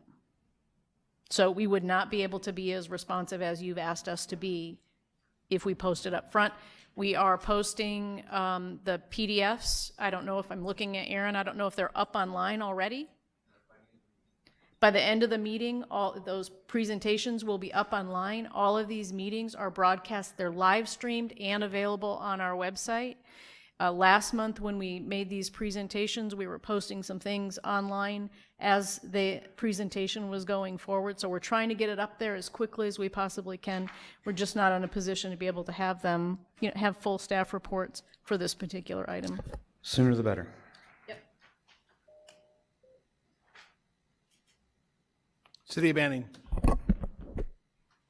Thank you. I just wanted to ask another question too. If we can find out how much traffic has increased, because I know the issues that we have in our area are not as bad as the ones that are in the Corona area, but it seems like there is a significant increase in traffic even out along the 10, where now even where I used to go at a decent speed, now you're taking 30 miles an hour, 20 miles an hour.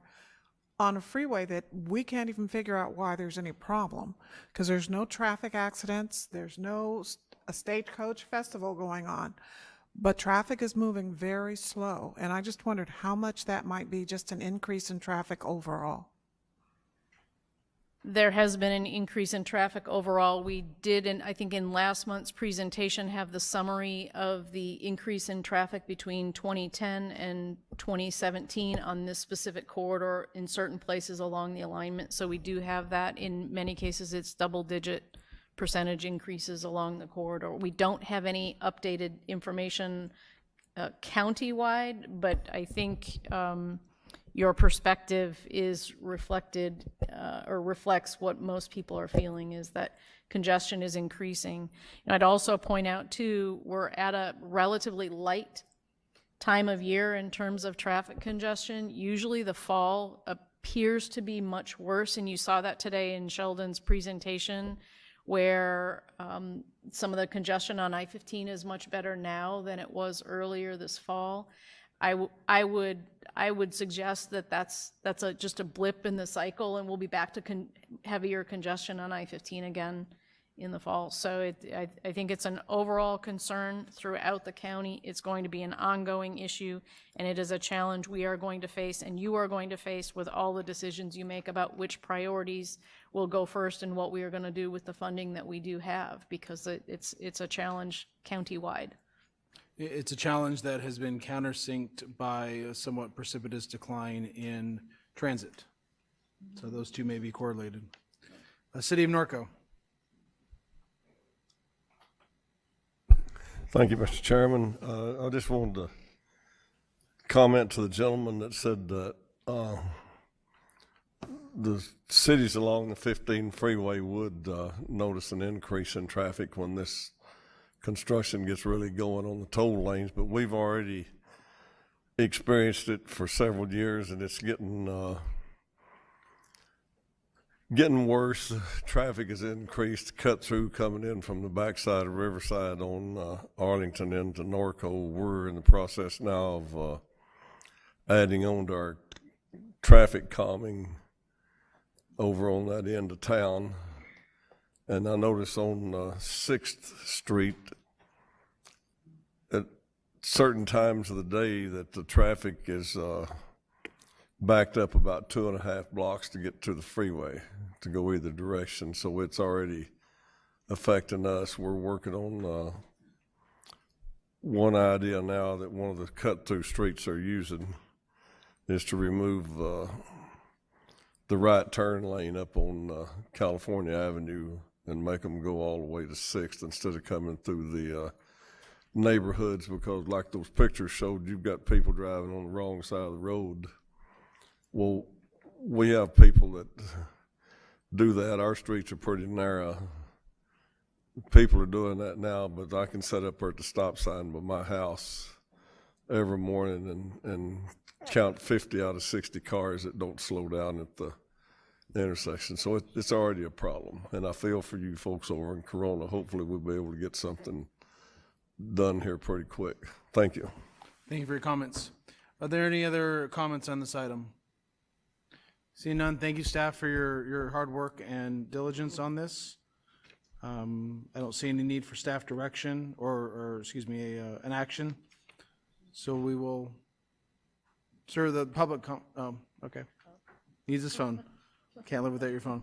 We'll move to the balance of our agenda, given the hour, and don't want to lose our quorum. Unless there's any objection, I would take a staff motion on item 8, item 12, and Move 13. approval to move the balance of the agenda? You want to move the entire balance? Yes. Do I have a second on that? Second. Staff, any objection? Okay, so we have a motion on item 8, 9, 10, 11, 12, and 13. Not 10. Excuse me, not 10, you're right. City Menifee? Yes, before we go through, I want to thank the committee for awarding the agreement that's in number 13, item 2, the Boys and Girls Club of Menifee.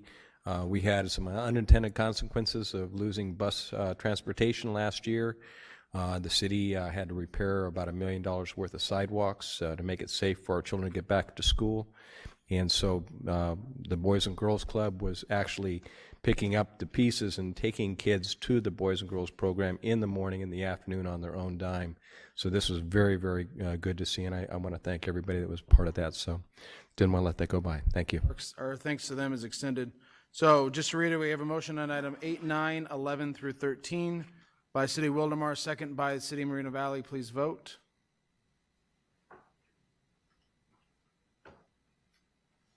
Making our new clerk earn her keep today.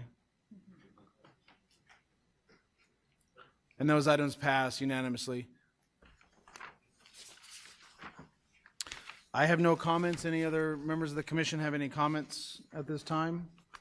Seeing none. Ms. Mayor, any comments? Very, very quickly, speaking of I-15, it was mentioned earlier today, the California Transportation Commission last week approved the 2018 STIP, State Transportation Improvement Program. It included not only money for the French Valley Parkway project in Temecula, but also Railroad Canyon on I-15, as well as $50 million for the next section of I-15 from Cajalco down to Lake Elsinore.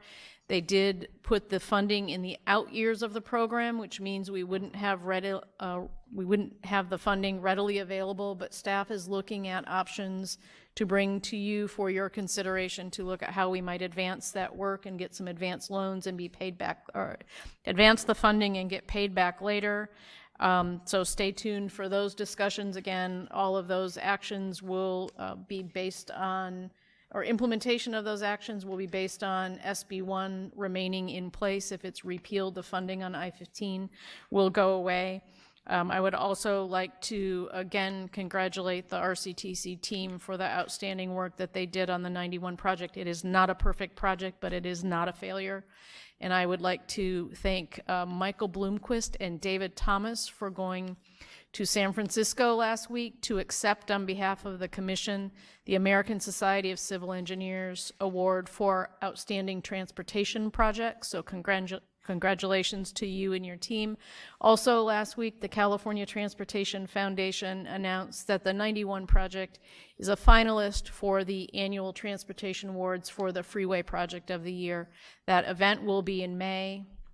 RCTC, City of Corona, Caltrans, Federal Highway Administration, Parsons, Atkinson Walsh Joint Venture, and Kofi Root are all nominated in that category. So again, congratulations to the team, and that completes my report. Thank you very much. No other comments? We stand adjourned to 1:30, April 23rd, this room. Thank you for your time. Thank you.